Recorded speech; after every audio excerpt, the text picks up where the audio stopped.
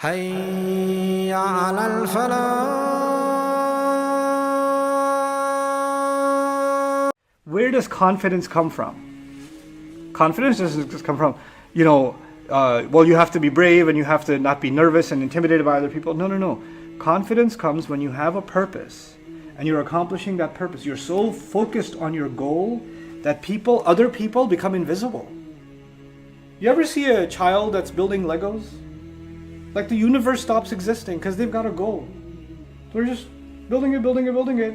Empires around them can rise and fall. They're still building it.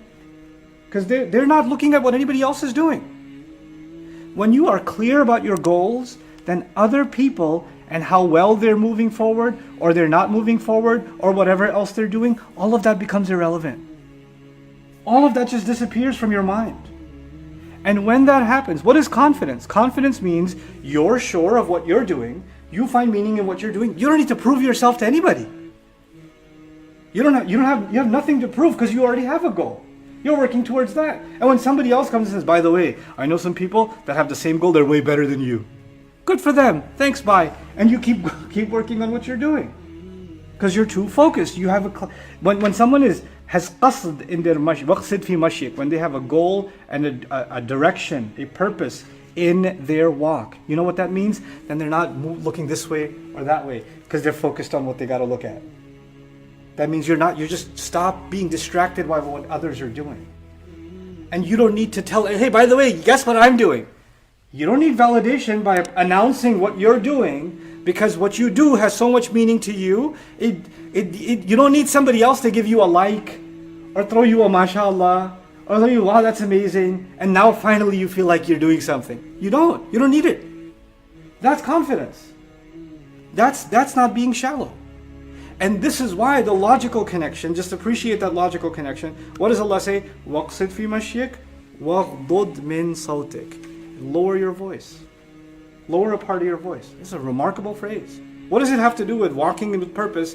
When does someone raise their voice? Someone raises their voice because they want attention. Someone raises their voice because they want other people to listen to them and stop what they're doing.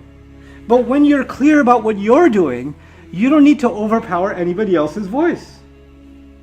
And when you really have purpose in life, when you really have purpose every day, then anybody who wants to benefit from your purpose, you don't have to scream loud and out loud to get their attention. They'll come to you. They'll say, wait, I'm too far away from them. I can't hear what they're saying. I'll go closer to them. You don't have to raise your voice to get to them. They'll just come to you. This is a philosophy of even entrepreneurship, of projects. Some of you want to start Islamic projects, want to start something new, right? And there's a principle behind it. Here we're learning a principle in life and of the things you're going to do in your life. We're living in the advertising world, right? So people are like, how are we going to advertise this new product? How are we going to advertise our new Dawah program? How are we going to advertise this new Islamic book that we wrote? How are we going to get the word out there?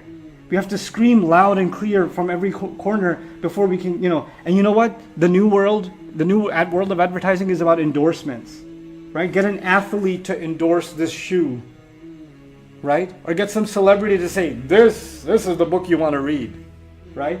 So this is all about other people who have accomplished something are now validating what you're hoping people will like because they like them. In other words, the service, the product, the venture, whatever it is, it cannot stand on its own feet.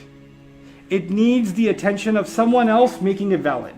On its own, it's not strong enough. Not enough people are benefiting from it. You know why? Because your concern is still people and how loud you are, and that you're still looking around. You're still not focused on your goal. When you're focused on your goal, whether one person benefits from it or 1 million people benefit from it, it doesn't faze you because that wasn't your purpose.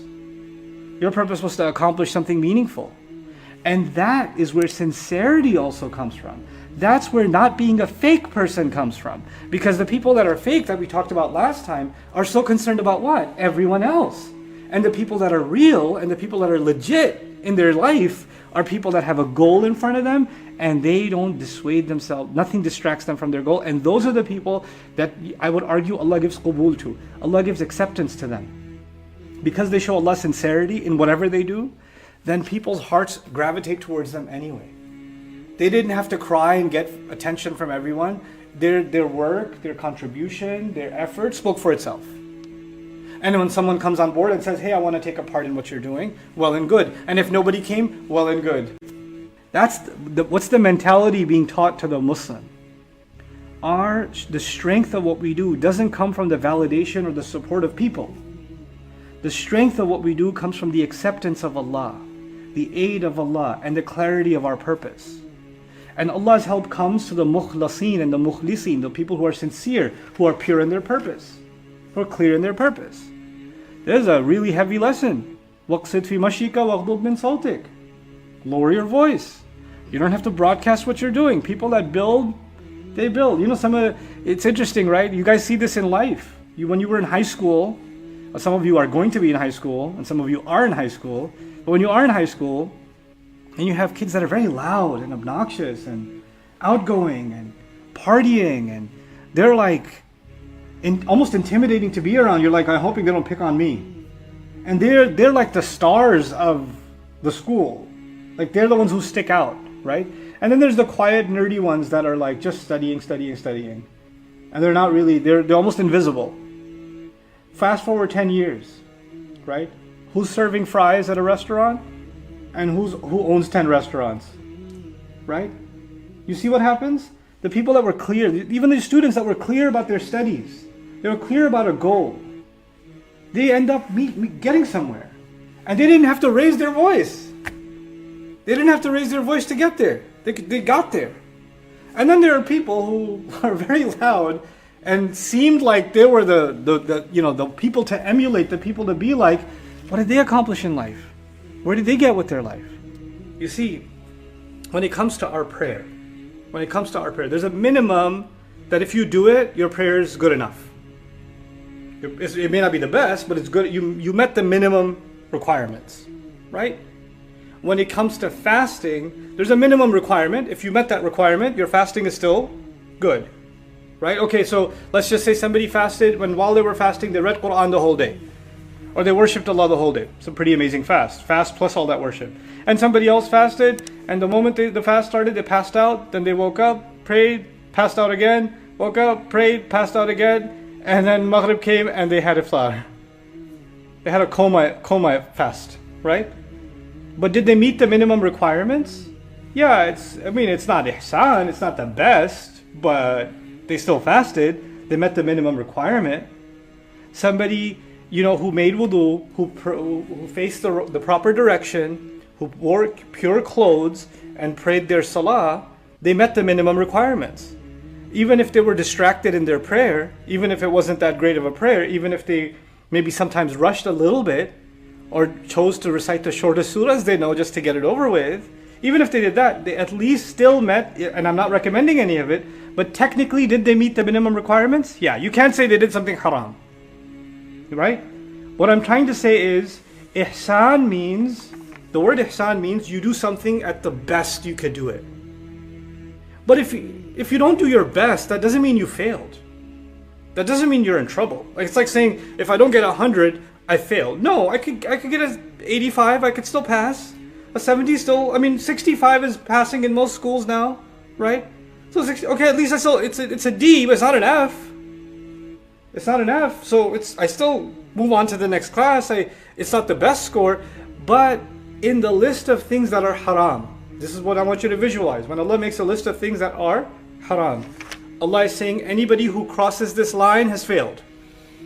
Anybody who crosses this line is in trouble.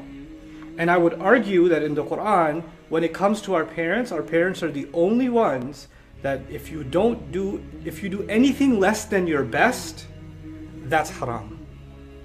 Because of this ayah. Because this ayah is about things that are what? Haram. It's a scary thing. That Allah didn't even expect ihsan in every prayer. He didn't expect ihsan in every dealing. He didn't. He didn't say it's haram for you to be short of ihsan. But when it comes to parents, anything short of your very best is a violation. It's a violation. My job is to find out if I'm not doing something haram. It's about me before it's about anything else. When you start reading the Quran so you can find things to point at somebody else, that's when your relationship with the Quran stops. That's when it stops. Because now you're using this book to point fingers at who does what wrong. And I no longer look at myself. I no longer see this as a book that's talking about me. I see this as a book that's talking about everybody else. Assalamu alaikum wa rahmatullah. If you enjoyed this video, please do share it with friends and family. If you want to see more videos from this series, click on the box at the top. If you want to see other videos, click on the box at the bottom. And don't forget to hit the subscribe button. Thanks.